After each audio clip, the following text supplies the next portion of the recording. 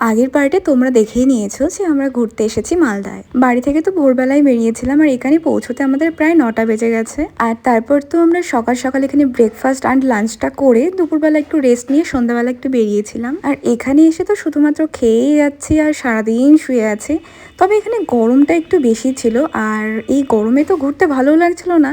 তারপরেও ভাবলাম একবার এসেছি যখন ঘুরেই যাই। তারপর আমরা একটা পার্কে গেছিলাম। এই দোলনার মধ্যে দোল খাওয়াটা তো ম্যান্ডেটরি, আর আমার তো দোলনা দেখলেই মন পাগল হয়ে যায়। এখানে অনেকগুলো সূর্যমুখী ফুল দেখলাম। তো রাত্রেবেলা এসেছিলাম জন্য গাছগুলো ঠিকঠাক বোঝা যাচ্ছিল না, লাইটগুলোর জন্য বেশ ভালোই লাগছিল, বাট দিনের বেলা আসলে গাছগুলো ভালোভাবে দেখতে পেতাম। টিকিট কেটে পার্কে ঢোকার পর ভালোভাবে পার্কটা না ঘুরলে কি হয়, তাই আমরা কিন্তু পুরো পার্কটাই ভালোভাবে এক প্রান্ত থেকে আরেক প্রান্তে ঘুরে ঘুরে হেঁটে হেঁটে দেখছিলাম। এই গরমে তো নাজেহাল অবস্থা। তারপর অনেকগুলো ফটোস ক্লিক করলাম আর ভিডিওসও নিয়েছিলাম। তারপরে বাইরে এসে একটা দোকানের মধ্যে রোল খেলাম। এখানকার রোলটা কিন্তু আমার খুবই ভালো লেগেছে, আমাদের ওখানকার থেকেও ভালো লেগেছে। এখানে খুব সুন্দর হাওয়া দিচ্ছিল, তাই বার্তার সামনে অনেকক্ষণ আমরা ছিলাম। So yeah that's it for today.